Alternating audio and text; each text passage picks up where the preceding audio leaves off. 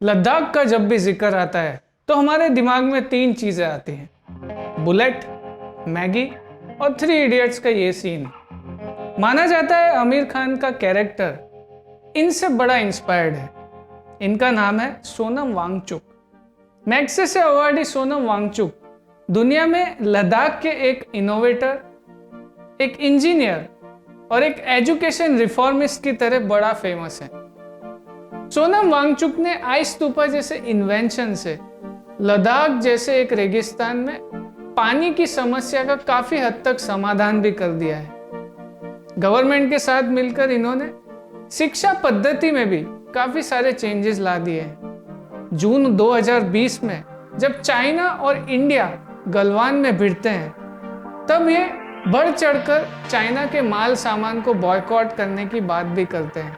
मैं तो कहता हूं कि इस बार भारत की बुलेट पावर से भी ज्यादा वॉलेट पावर काम आएगी, जो नागरिक पैसा खर्चते हैं चीन के सामान को खरीदने में। जरा सोचिए, हम आप भारतीय उद्योग को मारकर चीन से मूर्तियों से कपड़ों तक हर साल 5 लाख करोड़ के सामान खरीदते हैं और फिर यह पैसा आगे जाकर हमारे सीमा पर हथियार और बंदूक बनकर हमारे सैनिकों के मौत का कारण बन सकती है। तो इसलिए अगर हमारे देश के 130 करोड़ लोग और 3 करोड़ जो भारतीय बाहर के देशों में हैं, सब मिलकर भारत में और बल्कि दुनिया भर में एक boycott made in China movement या अभियान शुरू करते हैं, तो आज दुनिया भर में चीन के प्रति रोष है। हो सकता है कि सारी दुनिया साथ आए और इतने बड़े स्तर पर चीनी व्यापार का बॉयकॉट हो कि चीन को जिसका सबसे बड़ा डर था वही हो, यानी कि उसकी अर्थव्यवस्था डगमगाए और उसकी जनता रोष में आए, विरोध और तख्ता पलट। लेकिन हाल ही में सोनम 18,380 फीट ऊंचे खारदुंगला में 26 जनवरी को ऐलान करते हैं कि वो एक हंगर स्ट्राइक पे जाएंगे। इनके माने तो इस ऐलान के बाद इन्हें गवर्नमेंट ने हाउस अरेस्ट भी कर लिया था। अब ऐसा तो क्या है जो लद्दाख के इस पोस्टर बॉय ने अपने आप को इस सिचुएशन में डाल लिया है? आखिर क्या है इनकी डिमांड्स, आइए जानते हैं इस वीडियो में।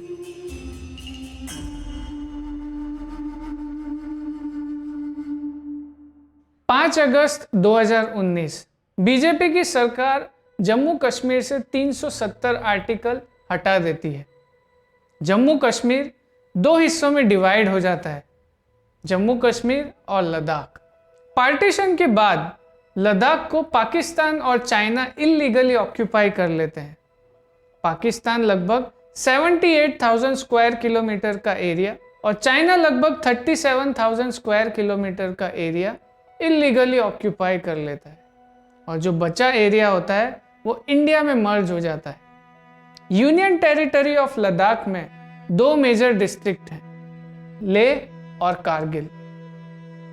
लद्दाख की 90% पॉपुलेशन इज शेड्यूल्ड ट्राइब्स, ऐसी आबादी जिसका खुद का एक कल्चर और हिस्ट्री होती है।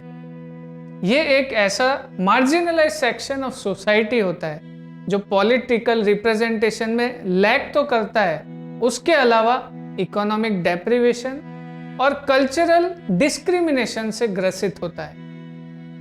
आपको ये वीडियो तो याद ही होगा। और कश्मीर के नीचे आज तक हमारा डेवलपमेंट, हमारा पॉलिटिकल एस्पिरेशन, हमारा पहचान, हमारा भाषा लुप्त अगर हुआ है तो ये आर्टिकल 370 और कांग्रेस पार्टी जिम्मेवार है। बीजेपी के यही एमपी रिसेंटली पार्लियामेंट में लद्दाख की ओर से 6 शेड्यूल के बारे में बात करते नजर आते हैं। रिसेंटली सोनम वांगचुक भी एक इंसिडेंस बताते हैं जहां पे वो कहते हैं कि एलजी ऑफ लद्दाख एक हॉकी कंपटीशन के प्राइज डिस्ट्रीब्यूशन सेरेमनी में जाते हैं और तभी वहां के बच्चे 6 शेड्यूल के नारे लगाते हैं। अब इन दोनों इंसिडेंसेस में एक बात कॉमन है, 6th शेड्यूल। आर्टिकल 244 के अंदर 1949 में 6 शेड्यूल को डिजाइन किया गया था। इस शेड्यूल को इंडिजिनस और ट्राइबल ग्रुप के प्रोटेक्शन के लिए बनाया गया था। अब ये प्रोटेक्शन, ये शेड्यूल ऑटोनॉमिक डिस्ट्रिक्ट डिवीजन बनाकर करता है। इस ऑटोनॉमिक डिस्ट्रिक्ट डिवीजन के अंदर ऑटोनॉमिक डिस्ट्रिक्ट काउंसिल्स होते हैं।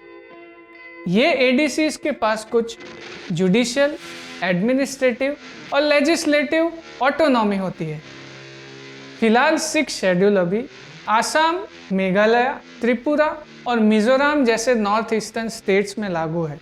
5 अगस्त 2019 में जब 2 नए यूनियन टेरिटरी बनाने का फैसला लिया जाता है तो लेह में एक खुशी की लहर दौड़ जाती है। इतिहास में लद्दाखियों के सेंटिमेंट को, एस्पिरेशन को सुना जा रहा है। उस लद्दाख के जो चीन के साथ, पाकिस्तान के साथ सीमाएं लगते हैं, उस लद्दाख के महत्वपूर्ण को समझ रहे हैं। इस सरकार में इस बिल को हम वेलकम करते हैं। ये इसलिए होता है क्योंकि लेह काफी लंबे समय से एक यूनियन टेरिटरी की मांग कर रहा था। ऐसा इसलिए था क्योंकि लद्दाख ऐसा मानता था कि जम्मू कश्मीर के अंदर उन्हें इक्वल रिप्रेजेंटेशन नहीं मिल रहा। ये उत्साह तब हवा हो जाता है जब उन्हें पता चलता है कि जम्मू कश्मीर को ही उसका खुद का एक लेजिस्लेटर मिलेगा, लद्दाख को नहीं। यूनियन टेरिटरी ऑफ लद्दाख में 2 हिल काउंसिल है, लेह और कारगिल, और दोनों ही हिल काउंसिल 6 शेड्यूल के तहत नहीं आते।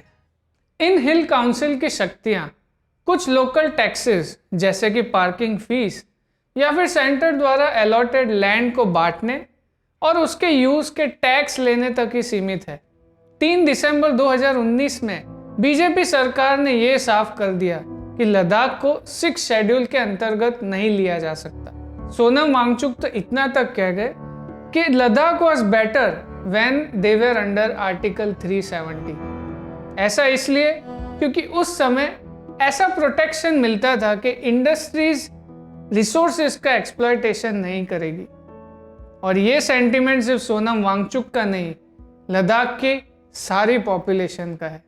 स्टैंजिन बीजेपी पे ये आरोप लगाते हुए दिखते हैं कि 2020 के पार्लियामेंट्री इलेक्शन में बीजेपी ने 6 शेड्यूल लागू करने का वादा किया था और ये उन्होंने अपने मैनिफेस्टो में भी डाला था।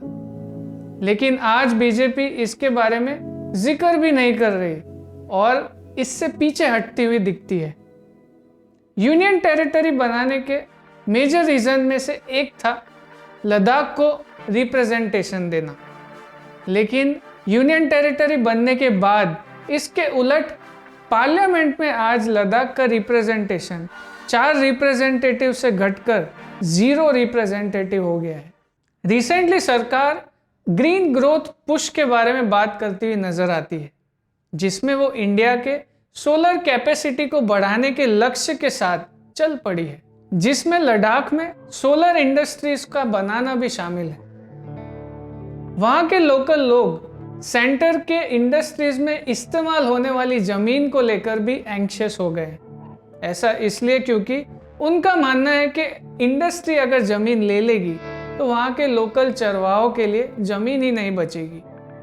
कारगिल डिस्ट्रिक्ट, जहां शिया मुस्लिम पॉपुलेशन है, उन्होंने लेह को इस मामले में अपना समर्थन भी दे दिया है, जो बहुत ही ऐतिहासिक है। हमेशा बीजेपी ने लेह डिस्ट्रिक्ट को ज्यादा समर्थन दिया है। ऐसा इसलिए क्योंकि ये बीजेपी की पॉलिटिकल आइडियोलॉजी को सूट करता है। कारगिल के जुड़ जाने पर सेंटर की एंजाइटी इस मामले में थोड़ी और बढ़ जाती है। इस सिचुएशन ने इंडियन गवर्नमेंट को एक अलग ही चुनौती दी है। ऐसा इसलिए क्योंकि अगर सरकार 370 फिर से लागू करती है तो ये उन्हीं के लिए एक पैराडॉक्सिकल सिचुएशन होगी, क्योंकि ये उन्हीं के नैरेटिव पे उल्टा पड़ेगा। और अगर सरकार लद्दाख को एक स्पेशल प्रोविजन देती है एज ए यूनियन टेरिटरी, तो फिर उन्हें जम्मू कश्मीर में भी ऐसे कोई प्रोटेस्ट देखने को मिल सकते हैं। अब लद्दाख पॉलिटिक्स का ऊंट किस करवट बैठता है ये तो हमें आने वाला समय ही बताएगा, लेकिन तब तक के लिए तो यही दिख रहा है that all is not well in Ladakh. अगर आपको हमारा वीडियो पसंद आता है तो आप प्लीज़ कमेंट करें, लाइक करें या शेयर करें इससे हमें एक मनोबल मिलता है to make more such video. Thank you.